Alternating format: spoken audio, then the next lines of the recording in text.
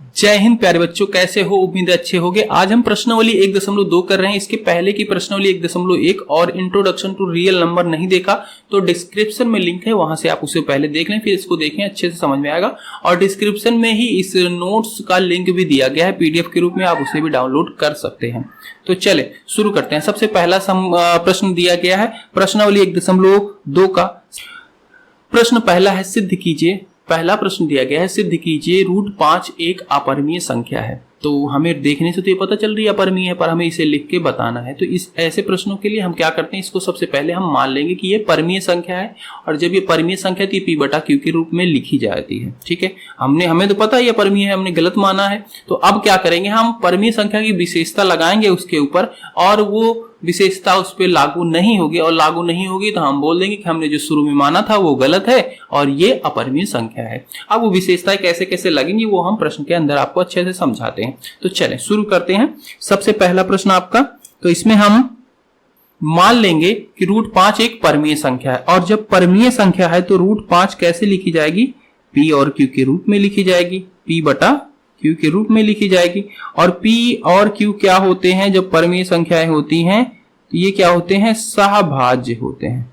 सहभाज्य का मतलब है ये दोनों आपस में नहीं कटेंगे। ठीक है, इनका अगर हम अभाज्य गुणनखंड करेंगे तो कोई भी संख्या इनमें कॉमन नहीं होगी, उभयनिष्ठ नहीं होगी। ठीक है, अच्छा अब इसके बाद अगर मैं Q को इधर लाऊं तो ये हो जाएगा √5 Q बराबर P। ठीक है, यहां तक समझ में आता है। अब हम दोनों तरफ का वर्ग कर देंगे। वर्ग क्यों कर रहे हैं, क्योंकि हमें एक थ्योरम है, इसको लगाना है, उसी के जरिए ये सिद्ध हो पाएगा।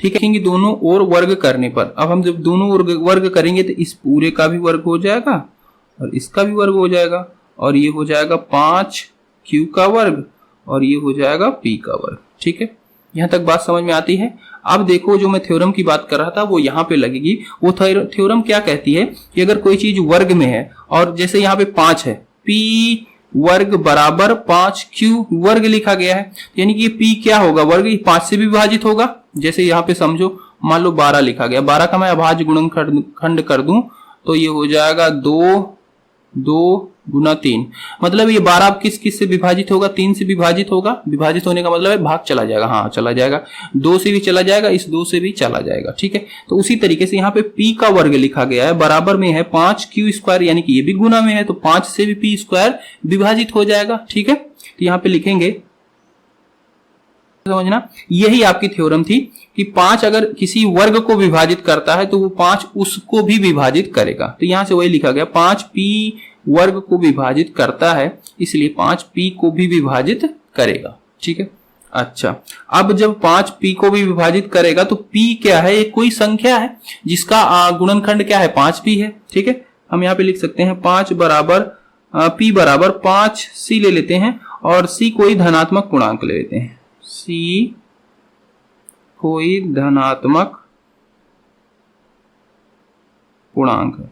ठीक है, कोई धनात्मक पूर्णांक। ठीक है, अब हम इस P के मान को इस वाले समीकरण पे रखेंगे। ठीक है, कैसे रखेंगे, यहाँ पे P बराबर क्या है, 5C, तो 5C यहाँ पे हम रख देंगे, तो यानी कि ये हो जाएगा 5Q का वर्ग, ये तो यही रहेगा, P की जगह पे 5C रखना है, तो ये हो जाएगा 5C का होल वर्ग। ठीक है, 5C का पूरे का वर्ग, तो ये आगे हो जाएगा 5Q का वर्ग बराबर, ये हो जाएगा 5 5 25 का C का वर्ग, और इस 5 को इधर भेजेंगे तो ये 5 इधर जाके क्या करेगा, डिवाइड हो जाएगा, यानी कि ये 25/5 हो जाएगा C का वर्ग, और यहाँ पे हो जाएगा Q का वर्ग। 5 से ये कट जाएगा कितनी बार में, 5 बार में, यानी कि Q का वर्ग बराबर 5C का वर्ग। अब यहां से कंक्लूजन निकलेगा कि 5 क्या है, Q के वर्ग को विभाजित कर रहा है, तो 5Q को भी विभाजित करेगा।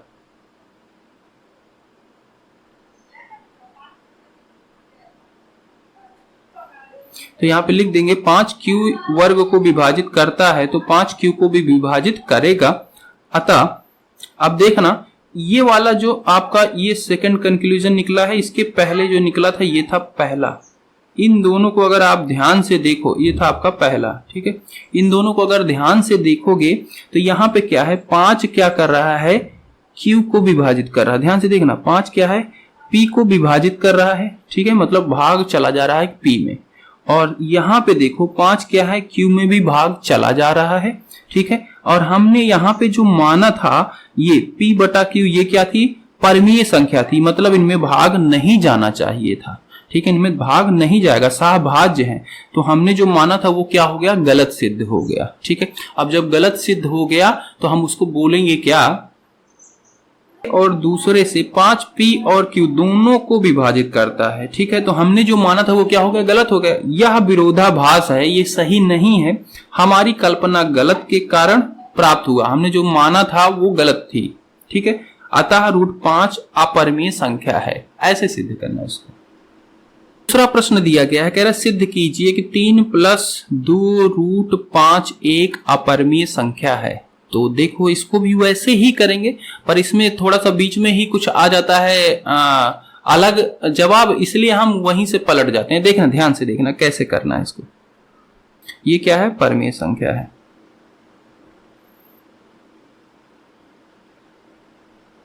तो हम इसको लिख सकते हैं कि ये P बटा Q के रूप में, जब परिमेय है तो ये होगी, और जब P बटा Q के रूप में है तो P और Q सहभाज्य है, ठीक है। अच्छा, अब इसको हम हल करते हैं। तो ये 3 क्या है, इधर प्लस में है, उधर में जाके क्या हो जाएगा, माइनस में हो जाएगा।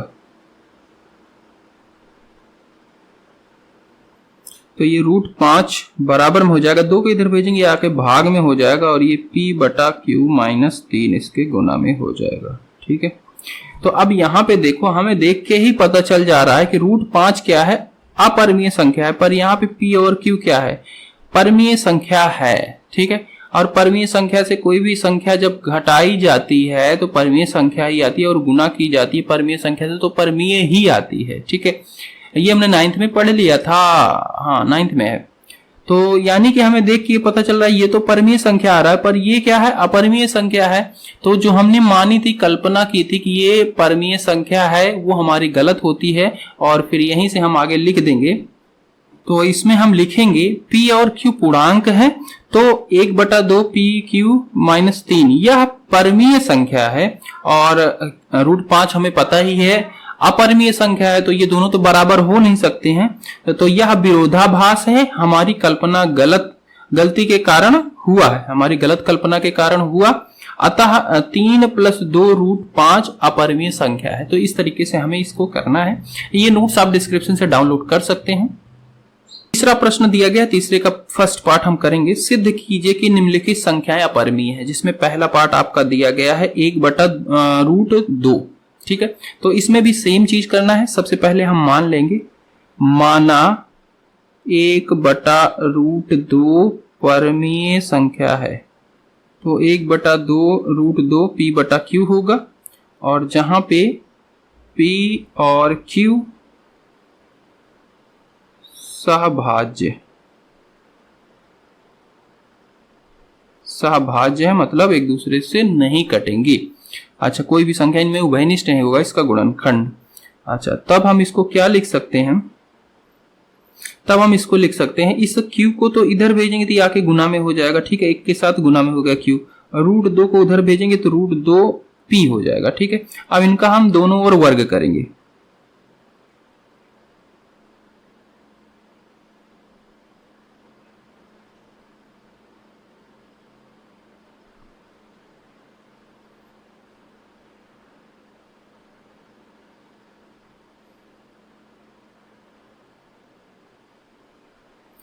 ये दोनों वर्ग करेंगे तो Q का वर्ग हो जाएगा, और ये √2 गुना √2 हो जाएगा, और P का वर्ग। अब यहां से कंक्लूजन निकलेगा कि 2 क्या है, Q वर्ग का गुणनखंड है एक तरीके से। तो 2 क्या करेगा, Q वर्ग को विभाजित करेगा।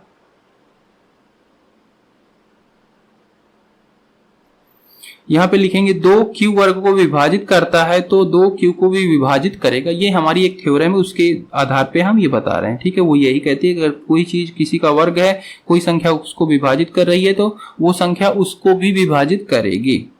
तो उसी तरीके से Q का वर्ग को 2 विभाजित करा, तो 2 Q को भी विभाजित करेगा। इसको हम पहला मान लेते हैं समीकरण, ठीक है। अब सिद्ध हो गया कि q कोई संख्या जो 2 से विभाजित हो रही है, तो हम यहाँ पे मान लेंगे q बराबर 2c मान लेते हैं। c यहाँ पे कोई धनात्मक पूर्णांक है, ठीक है। इसको हम इस वाले समीकरण में रखेंगे, ठीक है। q की जगह पे ये पूरा रख देंगे, तो क्या ये बन जाएगा, ये q का वर्ग है, तो q की जगह पे ये रख रहे हैं, यानी कि 2c का वर्ग और यहाँ पे 2p का वर्ग है, ठीक है।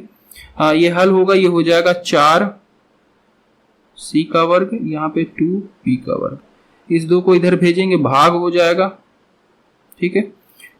यानी कि ये 4 को 2 से भाग कर देगा और यहाँ पे p का वर्ग, ये 2 से 2 बार में कट जाएगा, यानी कि ये आपका बन जाएगा 2c का वर्ग बराबर p का वर्ग। अब यहां से कंक्लूजन क्या निकल रहा है कि p के वर्ग को 2 से विभाजित किया जा सकता है, करेगा, ठीक है, क्योंकि ये उसका गुणनखंड ही एक तरीके से p स्क्वायर बराबर 2c वर्ग है, यानी कि 2 से भाग जाएगा। तो लिखेंगे 2p वर्ग को विभाजित करता है तो 2p को भी विभाजित करेगा, ये हमारा निकल जाएगा दूसरा कंक्लूजन, ठीक है। अब यहाँ पे ध्यान से देखना, ये जो 2 है ये क्या कर रहा है, p को विभाजित कर रहा है। ध्यान से देखना, 2 क्या है, p को विभाजित कर रहा है, और यहाँ पे यही चीज निकली थी, 2 क्या है, q को विभाजित कर रहा है। और हमने यहाँ पे क्या माना था कि ये एक परमीय संख्या है, p और q एक परमीय संख्या है, p बटा q क्या होगा, ये सहभाज्य होंगे, मतलब इनका कोई भी गुणनखंड एक दूसरे को नहीं काटेगा, कोई उभयनिष्ठ नहीं होंगे इनके गुणनखंड। पर यहाँ पे p का 2 निकल रहा है गुणनखंड और q का भी 2 निकल रहा है, यानी कि दोनों काट रहे हैं। तो यानी कि हमने जो माने हैं, कल्पना की है, ये क्या गलत मानी है, ये क्या है, अपरमेय संख्या है। तो इसको लिखेंगे, तो हम लिखेंगे पहले समीकरण व दूसरे से 2p और q दोनों को विभाजित करता है, यह विरोधाभास है हमारी गलत कल्पना के कारण, अतः 1/√2 अपरमीय संख्या है। इसका सेकंड पार्ट दिया गया है 7√5, ठीक है। इसको भी हमें सिद्ध करना है कि ये अपरमीय संख्या है, तो सेम चीज वही करेंगे, लिखेंगे माना 7√5 परमीय संख्या है, 7√5 बराबर p बटा q, p और q सहभाज्य है। यहाँ तक बात समझ में आती है, सहभाज्य मतलब इनका उभयनिष्ठ कोई भी कटेगा नहीं, उभयनिष्ठ होगा ही नहीं, ठीक है। तो कटेगा जाएगा p बटा q, 7 जाके नीचे इधर गुना में है, उधर भाग हो जाएगा, यानी कि 7q हो जाएगा, ठीक है। अच्छा, अब यहां से p और q क्या है, ये तो पूर्णांक थी। अब पूर्णांक में किसी पूर्ण संख्या से गुणा होता है तो वो क्या होती है, वो पूर्ण संख्या ही रहती है, ठीक है। तो वो परमीय संख्या ही रहती है। p बटा q क्या है, परमीय संख्या है, उसमें किसी पूर्णांक से गुणा हुआ, यानी कि 7 भी एक तरीके का पूर्णांक परमीय संख्या, ये परमीय संख्या से परमीय संख्या में गुणा होता है तो परमीय संख्या ही आती है। तो यानी कि ये तो पूरा परमीय संख्या हो गया, पर इधर तो हमें दिख रहा है कि और कोई संख्या है ही नहीं, ये तो अपरमीय संख्या ही है। ये क्यों हुआ, क्योंकि हमने गलत कल्पना की थी, इसलिए। तो इसमें हम लिखेंगे और q पूर्णांक है तो p बटा 7q परमीय संख्या है, पर √5 तो अपरमीय है, यह विरोधाभास गलत कल्पना के कारण हुआ, अतः 7√5 परमीय संख्या है, ये हम इसमें लिख देंगे। प्लस √2 है, तो इसमें कैसे करेंगे, सेम चीज वही करनी है, माना 6 + √2 परमीय संख्या है, 6 + 2 √2 p बटा q, p और q सहभाज्य है, ठीक है।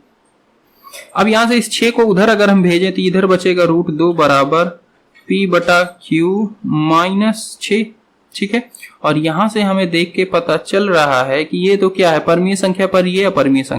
तो हम लिखेंगे p और q पूर्णांक है तो p बटा q -6 परमीय संख्या है, पर √2 अपरमीय है, ठीक है, क्योंकि हमें √2 पता ही है अपरमीय है और ये परमीय संख्या है। तो अब ये दोनों तो बराबर तो हो नहीं सकती है, अतः यह विरोधाभास है, यह हमारी गलत कल्पना के कारण हुआ, अतः 6 + √2 अपरमीय संख्या है। तो इस तरीके से आपकी प्रश्नावली 1.2 समाप्त होती है। इस पीडीएफ का लिंक डिस्क्रिप्शन में है, वहां से डाउनलोड कर लेना। अगर इसके पहले की वीडियो नहीं देखी है तो उसको भी आप लिंक मिल जाएगा और आगे की वीडियो का भी मिल जाएगा। मिलते हैं अगली वीडियो में, बाय बाय।